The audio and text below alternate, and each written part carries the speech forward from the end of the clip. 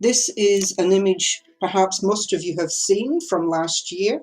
It's an image titled Mad Waiting.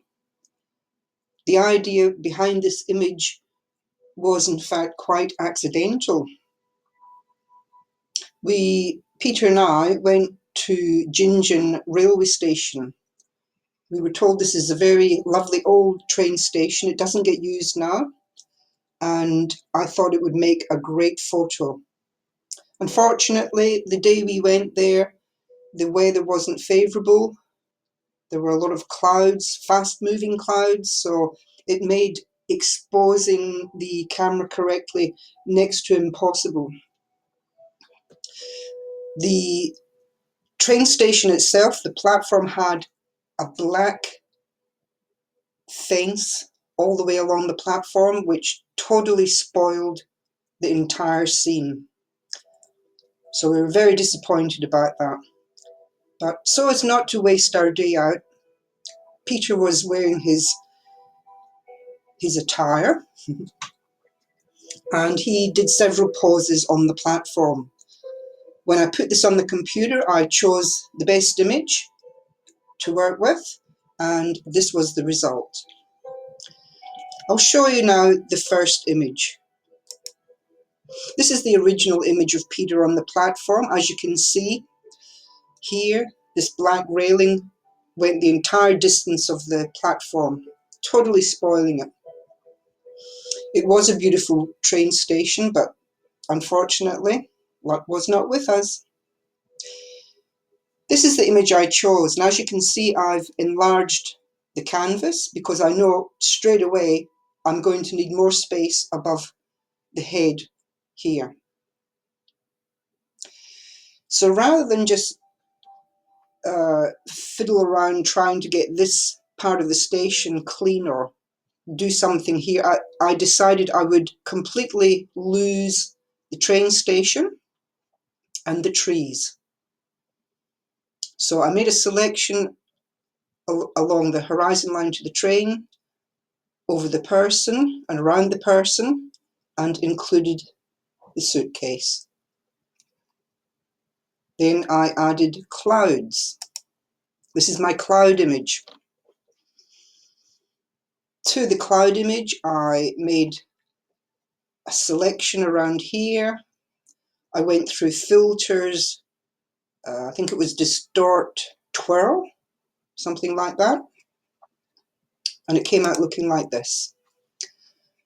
A bit more interesting than just an average cloud, because this is going to be a surreal image and we don't want anything too normal looking in there, otherwise it's going to be boring. So after this image, I did quite a few adjustments and actually merged my layers, so I can't show you too much, but what I did do was I turned this image into a sepia toned image with the selection reselected on the cloud. I then applied a Gaussian blur. Also, I used the liquify tool to work on Peter's head. I firstly made a selection of it, free transformed it to enlarge it, and did the appropriate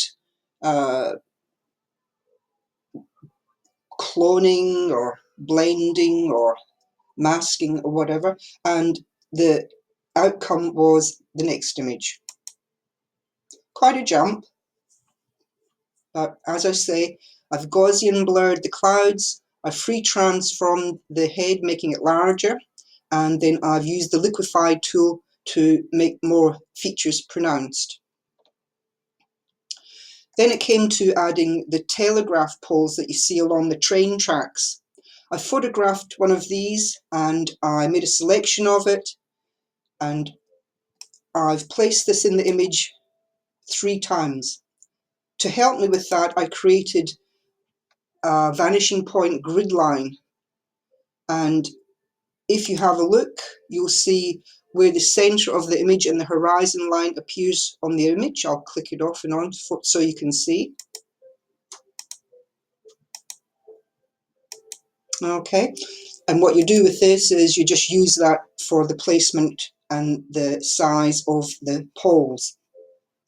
Of course, when I did that, I decided poles standing straight up and down were rather boring, so I thought, okay, let's put them on a bit of a tilt, which is what I've done here. And I've altered one of the poles to make it look like they're not all the identical same pole, so I've just cloned a little bit out there. And this is the final image. Now, as you can see, it's quite different from the last one.